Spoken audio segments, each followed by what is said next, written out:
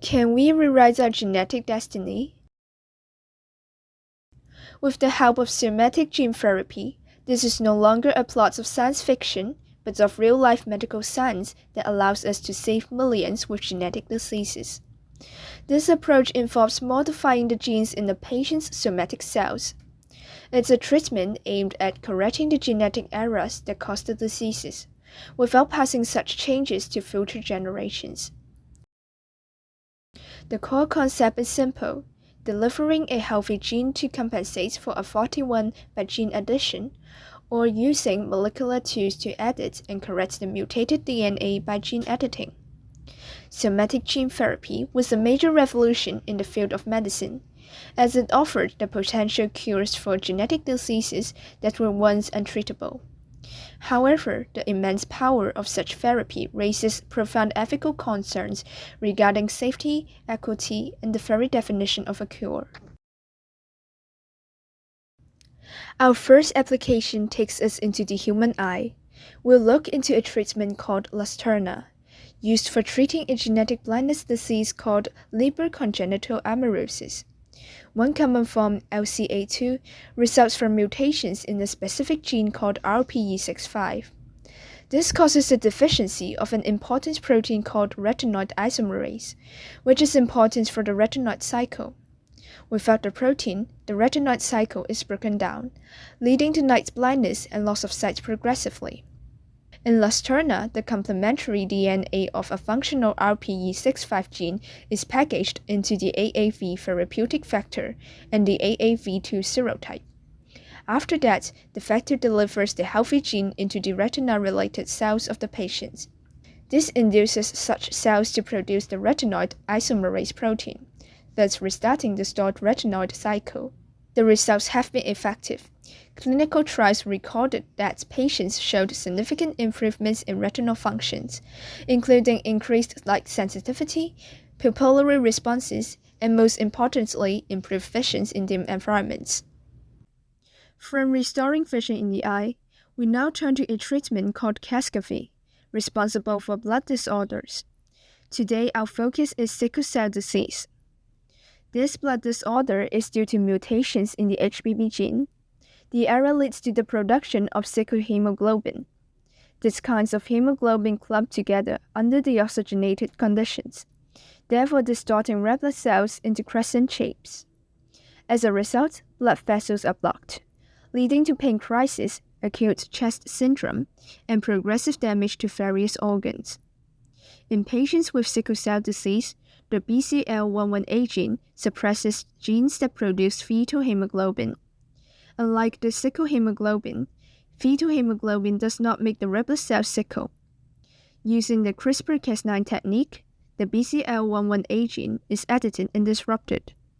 As the gene is deactivated, the cells can now resume high-level production of fetal hemoglobin. The presence of fetal hemoglobin dilutes the sickling process of the sickle hemoglobin, thus preventing red blood cells from distorting and kills the patient. Our third application focuses on blood cancers like leukemia and lymphoma. In these cancers, the growth of the body's white blood cells is out of control, forming malignant tumors. To combat the cancer, CAR T-cell therapy is used. First, the patient's T cells are collected. Scientists then use an engineered virus as a vector to deliver the CAR transgene into the T cell's genome. The gene instructs the T cells to build chimeric antigen receptors, or CAR, which are synthetic fusion proteins. The extracellular domain of CAR is designed to recognize a specific tumor antigen on the cancer cell. Once the cancer cell is targeted, the intracellular domain of CAR activates the T cell's cytotoxic machinery to kill the cancer cells after binding. The therapies have demonstrated high complete remission rates for the patients. However, this breakthrough has a sharp edge. The massive activation of T cells may trigger an inflammatory reaction called cytokine storm, in which the immune cells attack the body's own tissues instead of just the cancer cells. Finally, let's see how gene therapy can tackle the neuromuscular disease, spinal muscular atrophy, or SMA. In SMA, the SM1 gene is mutated, So the body cannot produce enough functional SMN protein, which is critical for motor neuron survival. As a result, the motor neurons die, leading to progressive muscle weakness. Humans actually possess a backup gene, SMN2. However, there is a nucleotide transition error in SMN2. This causes the exclusion of a crucial instruction manual page, exon 7, during RNA splicing. As a result, truncated and degraded SMN protein are produced, which isn't enough to prevent a disease. So how do we fix the disease? The nusinersen therapy acts as a molecular proofreader with a design piece of genetic code that latches onto the precise error in the SMN2 gene's instructions. By binding to that spot, it blocks the cell's machinery from cutting out the crucial exon 7, allowing the body to read the backup gene correctly. As a result, there is a significant upregulation of functional SMN protein. This rescues the motor neuron function and halts the progression of the disease. So, we can edit, and reprogram our genes. Astonishing, right? But this part comes with a big question. At what cost? This question is not just philosophical, but rather also a matter of medical safety. Gene therapy is a double-edged sword, and history is proof. In 1999, a young man called Jesse Gelsinger died. His death shocked the field. A viral vector caused a massive immune reaction, which led to his death. For some, the risks appear delayed. One trial cured children with bubble boy disease, but found that years later, 25% of them developed leukemia through accidental activation of a cancer gene. Our own bodies can also fight a cure. Many people have immunity towards AAV viruses, which can destroy the treated cells. Then the therapy fails. Others have reactions to the therapy itself, like the CRISPR-Cas9 protein. These reactions make success uncertain. With safer vectors, DNA-free editing, and tools to avoid non-risks, scientists are fighting back. But every new solution may bring newer unknown risks. This avalanche of risks creates difficult choices.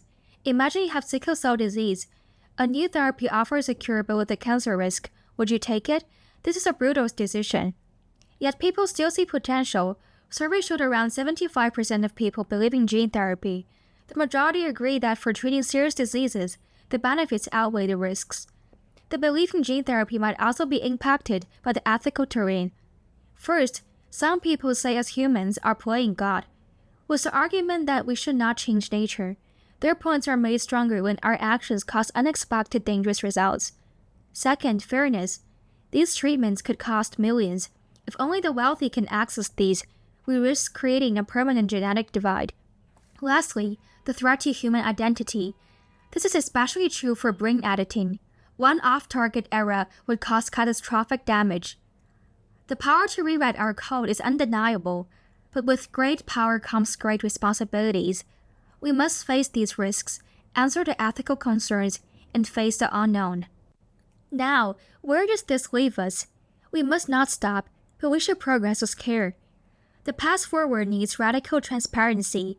Share data, learn from every failure, join forces to help everyone. Fair systems must also be built so these cures can reach everyone, not just the privileged few. The power to rewrite our genetic destiny is now in our hands, within reach. But the future of this field is not just based on science, but also depends on our wisdom and compassion. We now hold a map to evolution. We must learn how to navigate.